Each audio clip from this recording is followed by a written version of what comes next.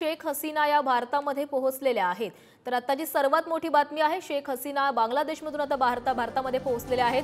काही तासांपूर्वीच त्यांचं विमान हे बांगलादेशमधून निघालेलं होतं। ते नेमक्या कुठे जाणार याबाबत कोणालाही स्पष्टता नव्हती आणि आता यानंतरची एक मोठी बातमी समोर आलेली आहे, शेख हसीना या भारतामध्ये पोहोचलेल्या आहेत। तर हिंडन विमानतळावर शेख हसीना या पोहोचलेल्या आहेत। उत्तर प्रदेशातील गाझियाबादमधील हिंडन विमानतळावर त्यांच्या विमानानं लँडिंग केली आहे। तर सध्या बांगलादेशमध्ये अराजकता पसरल्याचं पाहायला मिळतंय। अनेक ठिकाणी आंदोलनं केली जात आहेत आणि याच आंदोलनानंतर शेख हसीना यांनी आपल्या पंतप्रधान पदाचा राजीनामा दिला आणि त्यांनी देश सोडला। देश सोडल्यानंतर त्या नेमक्या कुठे जाणार याबाबत कोणालाही स्पष्टता नव्हती। त्या भारतात येणार अशा अनेक चर्चा रंगलेल्या होत्या आणि आता आलेल्या बातमीनुसार त्यांनी उत्तर प्रदेशमधील गाझियाबादमधील हिंडन या विमानतळावर लँडिंग केलेलं आहे। त्यांचं विमान भारतामध्ये पोहोचलेलं आहे। त्यामुळे आता भारत नेमकी काय भूमिका घेतो याकडे देखील लक्ष लागलेलं आहे। तर या संदर्भात अधिक माहिती देतात आमचे प्रतिनिधी शिवाजी काळे। शिवाजी, शेख हसीना नेमक्या कुठे जाणार याबाबत सगळ्यांना शंका होती, नेमक्या कुठे जातील माहित नव्हतं, पण आता त्या भारतामध्ये आलेल्या आहेत। भारताची काय भूमिका असू शकते? भारताची खरं तर शांतता प्रस्थापित करण्याची भूमिका असणार आहे। हस्तक्षेप करण्याची भूमिका भारत घेते का हे सगळ्यात पाहणं महत्वाचं आहे। खरं तर बांगलादेशचा जो मुक्ती संग्रामाचा लढा होता त्याच्यामध्ये भारताची भूमिका अत्यंत महत्वाची होती आणि भारताचा अत्यंत जवळचा मित्र म्हणून बांगलादेशकडे पाहिलं जातं आणि बांगलादेशला देखील आपल्याकडनं त्यांच्याकडे ट्रेन जातात, मोठा व्यापार देखील बांगलादेशमध्ये आहे, कापसाचा व्यापार त्यांच्याकडे होतो। त्या पार्श्वभूमीवरती बांगलादेशमध्ये जे काही घडतंय त्याला भारत सरकारने मदत करणं गरजेचं आहे आणि शांतता प्रस्थापित करणं गरजेचं आहे। या दृष्टिकोनातून भारत सरकार पाऊल टाकेल हे निश्चित आहे। तर त्याच दृष्टिकोनातून शेख हसीना या भारतामध्ये दाखल झालेल्या आहेत। त्या कदाचित भारतातील काही नेत्यांच्या गाठीभेटी देखील घेऊ शकतात। त्यांनी राजीनामा दिलेला आहे आणि या ठिकाणी आता लष्कराचं सरकार स्थापन होताना आपण पाहतोय आणि या ठिकाणी शांतता प्रस्थापित करण्यासाठी आता त्या हिंडन विमानतळावर उतरलेल्या आहेत, त्यांना आता यानंतर हिंडन विमानतळावरून सेफ हाऊस मध्ये नेलं जाणार कळतंय। याबद्दल काही अपडेट्स आल्यात का? अद्यापर्यंत या संदर्भात अधिकृत काही माहिती आलेली नाही। मात्र भारतातील सगळ्यात महत्वाचं म्हणजे जर त्यांची भेट घेतली तर परराष्ट्र मंत्री एस जयशंकर हे त्यांची भेट घेऊ शकतात किंवा भारतातील जे अधिकारी आतापर्यंत राहिलेले आहेत बांगलादेशच्या संदर्भातले ते त्यांच्याशी काही बातचीत करतायत का हे पाहणं महत्वाचं आहे। कारण 2009 नंतर त्या पंतप्रधान राहिलेल्या आहेत आणि प्रदीर्घ कालावधी त्यांनी बांगलादेशचा पंतप्रधानपदी सांभाळलेला आहे। दुसरीकडे जो त्यांच्या पक्ष आहे आवामी लीगच्या विरोधात त्यांच्या विरोधात आंदोलन करताना पाहायला मिळतोय तो म्हणजे बांगलादेश नॅशनलिस्ट पार्टी। त्यांची या सगळ्या संदर्भात काय भूमिका असणार हे देखील पाहणं महत्वाचं आहे।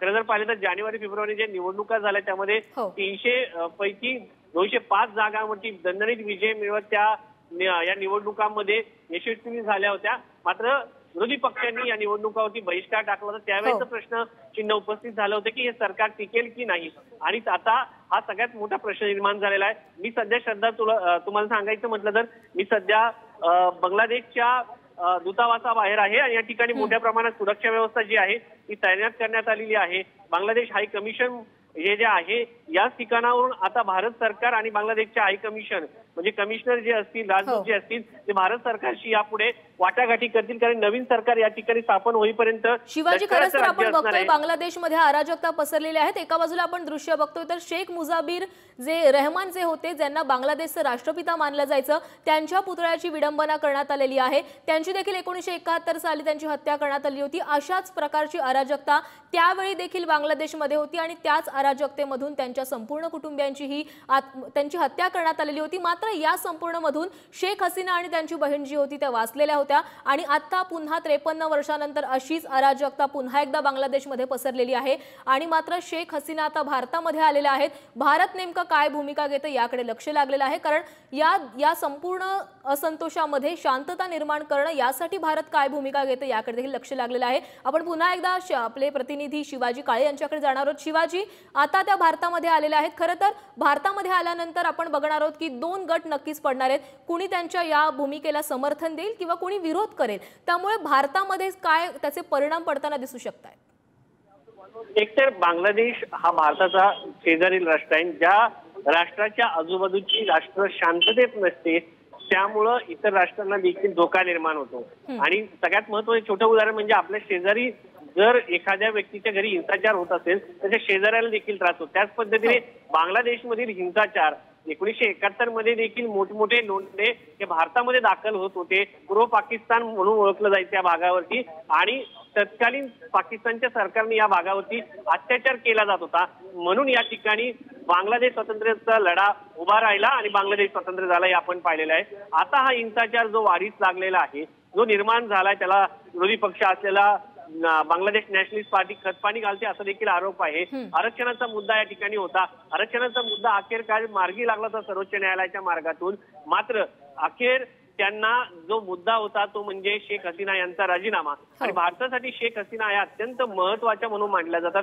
त्याचं कारण असं आहे, बांगलादेश नॅशनल पार्टी ही भारताशी फारशी जवळ म्हणून मानली जात नाही किंवा भारताच्या बाबतीमध्ये त्यांचा जो विचार आहे तो विरोधातला असल्याचं साधारणपणे सांगितलं जातं। त्यामुळे बांगलादेशमध्ये जे काही घडतं, व्यापार असो किंवा महत्वाचे व्यापारी डील होतात आपल्या भारताचे आणि त्यांचे, ते अत्यंत महत्वाचे असतात आणि आताच्या घडीला हे सगळं पुन्हा एकदा प्रस्थापित होणं भारतासाठी अत्यंत महत्वाचं आहे। असे जे स्टेट असतात, दोन मोठ्या देशाच्या मध्ये असलेले जे स्टेट असतात त्यांना शिवाजी, मी काही वेळासाठी तुम्हाला थांबवते। आपण बघतोय बांगलादेशमधले अनेक दृश्य आपल्या समोर येत आहेत। बांगलादेशमध्ये सध्या भीषण परिस्थिती बघायला मिळते। बांगलादेशमधले नागरिक हे अराजकतेच्या दिशेने जात आहेत। बांगलादेशचे पंतप्रधानांच्या निवासस्थानी हे आंदोलक घुसलेले आहेत आणि नासधूस केली जाते। अनेक दृश्य या संबंधी समोर येत आहेत। त्यांच्या निवासस्थानामध्ये शिरून अनेक जण चित्रीकरण करतायत, फोटो काढतायत, त्याची नासधूस केली जाते संपूर्ण सामानाची। असे अनेक दृश्य समोर येताना दिसत आहेत। बाहेर देखील जाळपोळ केली जाते, अनेक ठिकाणी नासधूस केली जाते। त्यामुळे संपूर्ण एक असंतोषाचं वातावरण आपल्याला सध्या बांगलादेशमध्ये पाहायला मिळतंय। पंतप्रधानांनी जरी राजीनामा दिलेला असला तरीही हा संघर्ष कुठेतरी थांबताना दिसत नाहीये। आता लष्कराच्या हातामध्ये जरी लष्कराने हे सगळं घेतलेलं असलं तरी आता संपूर्ण ही जी परिस्थिती आहे ती शांत करण्यासाठी नेमके काय उपाययोजना केल्या जात आहेत हे देखील बघायला लागणार आहे। काही महिन्यांपूर्वी श्रीलंकेमध्ये देखील अशीच परिस्थिती आलेली होती। श्रीलंकेमध्ये देखील आंदोलक आक्रमक झालेले होते, पंतप्रधानांच्या निवासस्थानी नासधूस केली। आपण बघतोय चिकन पार्टी किंवा अनेक पार्ट्या केल्या जात आहेत निवासस्थानामधली। ही अशी अनेक दृश्य आता सोशल मीडियावर यायला लागलेली आहेत। पंतप्रधानांच्या निवासस्थानी आता नासधूस केली जाते, तिथे पार्ट्या केल्या जात आहेत। आपण पुन्हा एकदा आमचे प्रतिनिधी शिवाजी काळे यांच्याकडे जाणार आहोत। शिवाजी, अनेक धक्कादायक व्हिडिओज जे आहेत ते समोर येत आहेत। लष्कराने ही संपूर्ण परिस्थिती आपल्या हातामध्ये घेतलेली आहे। कशा प्रकारे यावर परिस्थिती ही नियंत्रणात आणली जाऊ शकते?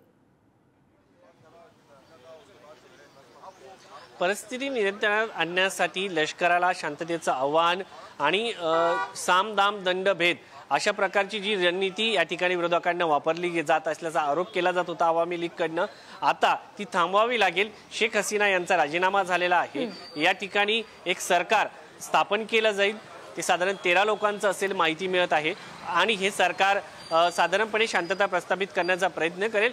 आता हे सरकार जे असेल, लष्कराचं सरकार साधारण किती दिवस चालतंय हे देखील पाहणं महत्त्वाचं असणार आहे आणि सगळ्यात महत्त्वाचं म्हणजे हे सरकार जेव्हा बरखास्त होईल त्याच्या अगोदर निवडणुका अपेक्षित आहेत आणि निवडणुका झाल्यानंतर या ठिकाणी कोणाचं सरकार येतं याच्यानंतर शांततेबाबत विचार केला जाईल। थोडक्यात शेख हसीना या पंतप्रधान नको अशी या लोकांची भूमिका आहे का? कारण 40%च अवघं मतदान जे होतं ते 2024ला जे मतदान पार पडलं होतं, ज्याच्यामध्ये 205 जागा 300 पैकी शेख हसीना यांना मिळाल्या होत्या, त्यामध्ये 40% लोकांनी मतदान केलं होतं। मात्र 2018ला जे मतदान झालं त्यामध्ये 80% लोकांनी मतांचा अधिकार वापरला होता। मात्र या सगळ्याच्या पार्श्वभूमीवरती लोकशाही, खास करून मुस्लिम राष्ट्र असलेल्या देशामध्ये एवढ्या प्रमाणात लिबरल लोकशाही आपल्याला पाहायला मिळते। मात्र बांगलादेशमध्ये आपण जर पाहिलं तर त्या तुलनेमध्ये कट्टरता कमी होती। लिबरल देश म्हणून या देशाकडे पाहिलं जात होतं आणि भारताचा सगळ्यात जवळचा मित्र म्हणून या देशाकडे पाहिलं जात होतं। पाकिस्तान आहे, अफगाणिस्तान आपल्या शेजारी, खाली श्रीलंका आहे। सध्या आता शेख हसीना भारतामध्ये आलेला आहे, आता भारताची भूमिका काय याकडे लक्ष लागले। धन्यवाद तुम्ही दिलेल्या माहितीसाठी।